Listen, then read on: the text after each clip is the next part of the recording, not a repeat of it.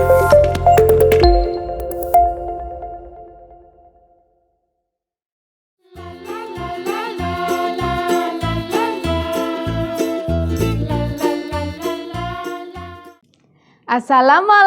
warahmatullahi wabarakatuh. Selamat pagi anak-anak, apa kabar? Alhamdulillah, luar biasa. Allahu Akbar. Hari ini kita akan belajar tema 7, indahnya keragaman di negeriku, subtema 2, indahnya keragaman budaya negeriku, pembelajaran yang ketiga. Baiklah anak-anak hebat, sebelum kita mulai pembelajaran hari ini, marilah kita berdoa bersama menurut keyakinan masing-masing. Berdoa mulai. Berdoa selesai. Jangan lupa untuk selalu melaksanakan protokol kesehatan, memakai masker, cuci tangan dengan sabun, dan social distancing dimanapun kalian berada. Tujuan pembelajaran hari ini yang pertama adalah setelah membaca teks tentang rumah adat suku Manggarai, siswa mampu menuliskan pengetahuan baru dari teks yang telah dibaca dengan benar. Yang kedua, setelah berdiskusi, siswa mampu menjelaskan tentang bentuk bahan pembuat dan keunikan dari rumah adat daerah mereka dengan tepat. Ketiga, setelah mengamati gambar beberapa rumah adat di Indonesia, siswa mampu menceritakan daerah asal dan keunikan dari setiap rumah adat dengan tepat. Kita mulai pembelajaran hari ini. Tetap semangat anak-anak. Salah satu keragaman di Indonesia adalah keragaman rumah adat. Apa nama rumah adat di daerahmu? Tahu tidak kalian? Mari kita baca bersama tentang rumah adat suku Manggarai.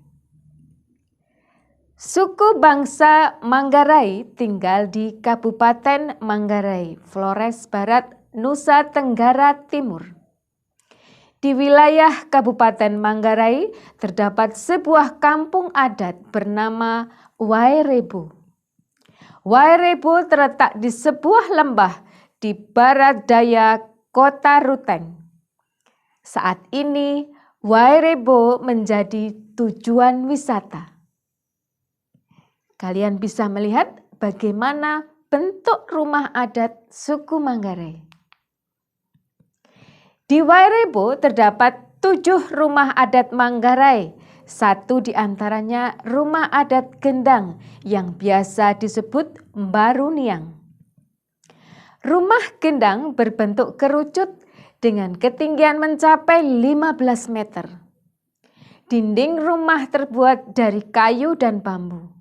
Atapnya terbuat dari ijuk yang disebut wunut. Setiap bagian rumah direkatkan dengan menggunakan rotan tanpa paku sama sekali. Mbaruniang terdiri atas 5 lantai. Setiap lantai rumah Mbaruniang memiliki ruangan dengan fungsi yang berbeda-beda sebagai berikut. Yang pertama, tingkat pertama disebut lutur.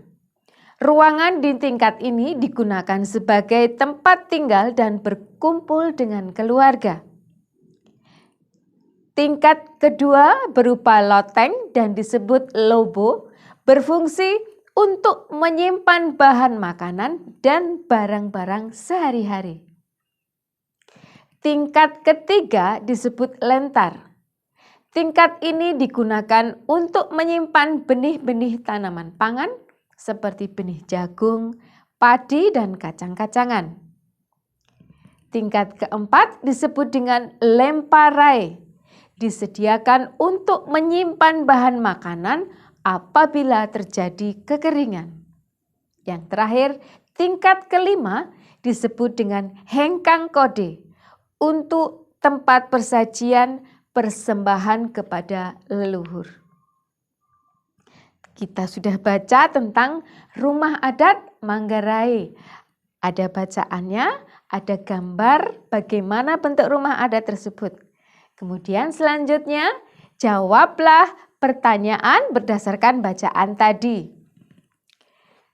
Bersama teman atau keluargamu, diskusikan jawaban-jawaban pertanyaan berikut. Yang pertama, apa nama rumah adat di daerahmu?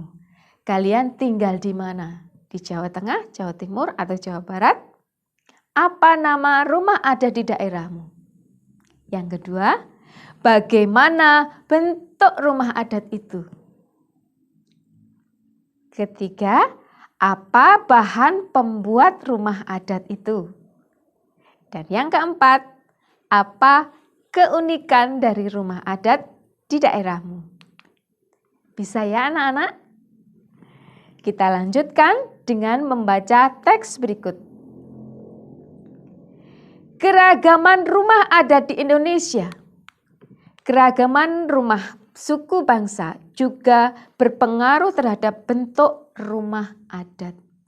Rumah adat umumnya dibangun menyesuaikan kondisi bentang alam wilayah setempat. Keragaman bentuk rumah adat mencerminkan kemampuan nenek moyang bangsa Indonesia sebagai arsitek handal. Tidak hanya unik, bentuk rumah adat mengandung makna dan simbol tertentu. Semua itu disesuaikan adat istiadat tiap-tiap daerah.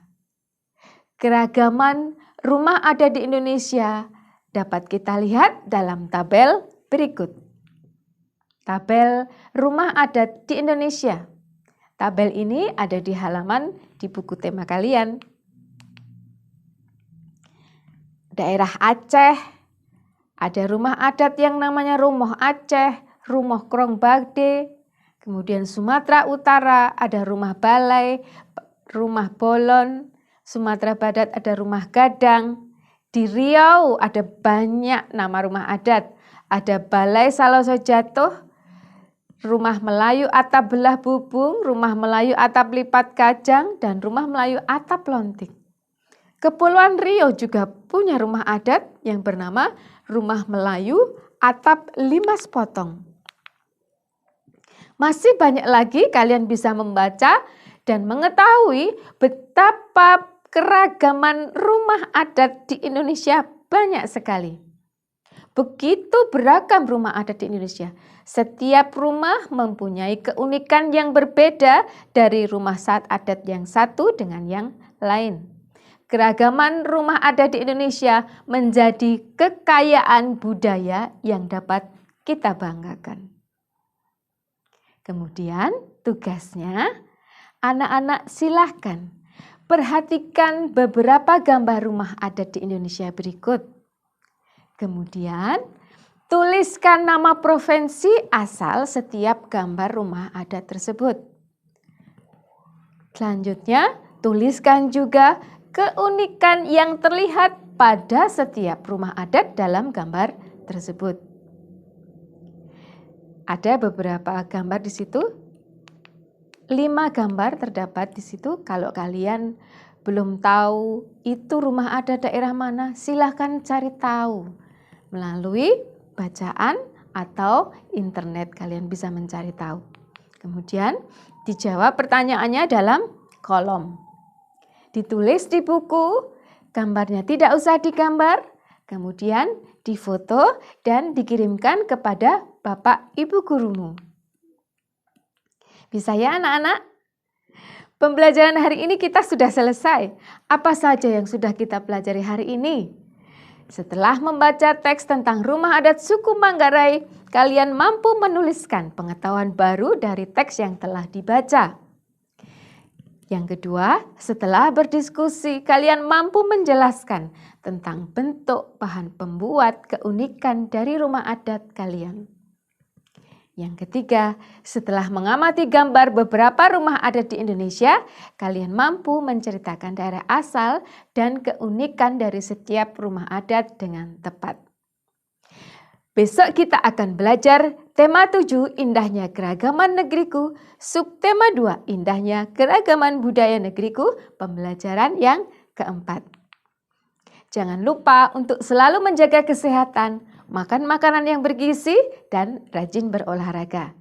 Tetap semangat, salam sehat, selamat belajar. Wassalamualaikum warahmatullahi wabarakatuh. Sampai jumpa di pembelajaran berikutnya.